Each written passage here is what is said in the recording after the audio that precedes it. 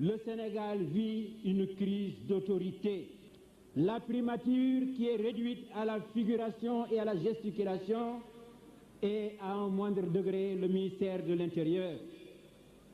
L'homme qui prétend avoir été élu par la majorité des Sénégalais en est réduit à se terrer dans son palais. Il ne prend plus aucune décision, il n'a plus que des résolutions velléitaires lorsqu'il est en présence d'un interlocuteur et sur lesquels il s'empresse de revenir dès le moindre assaut de son entourage. Un État ne peut pas fonctionner sans autorité. L'autorité ne se délègue pas, elle s'assume. J'ai dit, je répète, que chaque jour de plus se soldera par plus de souffrance pour notre peuple. J'aurais pu insister sur la justice, car l'exécutif en veut en faire son bras. J'aurais pu insister sur l'Assemblée nationale, qui n'est plus qu'un instrument.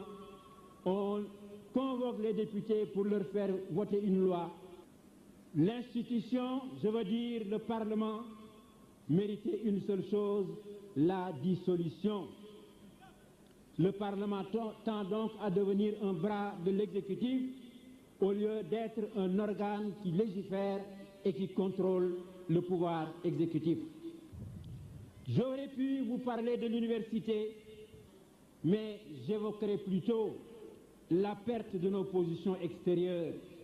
Le Sénégal, de par ses traditions et de ses relations séculaires avec l'Occident, avait de nombreux amis à l'extérieur. À présent, il a tout perdu. Qui n'a même pas été capable de conserver le précieux capital de considération et d'amitié dont notre peuple bénéficiait à l'extérieur. Incapable de respecter ses engagements, le Sénégal en est arrivé à l'impasse. Alors, je disais tout à l'heure, comment est-ce que tout cela peut se terminer? Il s'agit d'un véritable bras de fer. Je sais que j'ai une responsabilité particulière.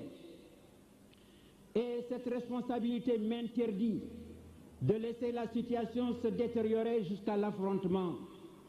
Je suis conscient de la mission historique qui m'est impartie, surtout depuis les élections présidentielles.